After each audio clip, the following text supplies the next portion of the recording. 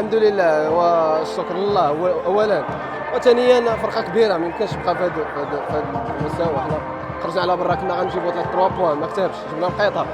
كنا عازمين من الاول بانه هنايا وسط التيران ديالنا غنديروا 3 بوان باش والحمد لله اتات لنا 3 بوان والحمد لله. وغنزيدوا لقدام ونكونوا مع الاوائل.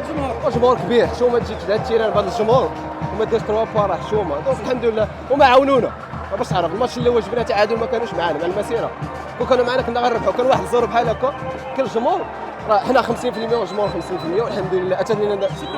الحمد لله. ربي وفقنا وربحنا هذا الماتش وتجدنا له مزيان سيمانه كامله. الدراري عارفين بالمسؤوليه اللي عليهم. الحمد لله تقاتلنا، كنشكر الدراري على ثقتهم ليا والستاف ديال اللي كيسهر معنا وكنترينيو. الحمد لله غنخرجوا خليفه غنجيبوا شي 3 بوا باش نبقاو ماشيين في كلاسمون مزيان وديما تيطوى. الجمهور ديالنا شنو تقول له؟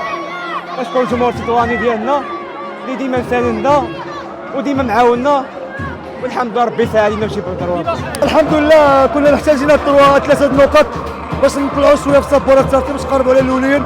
وكنشكر هذا الجمهور الصراحه اللي ما كيستاهل، الثاني كيستاهل هذه الاجواء هذه كتستاهل في بريمير ديفيزيون.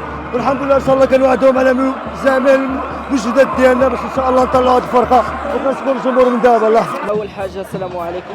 كنشكر الجمهور على هذه المسانده ديالهم. والحمد لله هادشي اللي كان باش كنربحوه ما كيجيش بالساهل.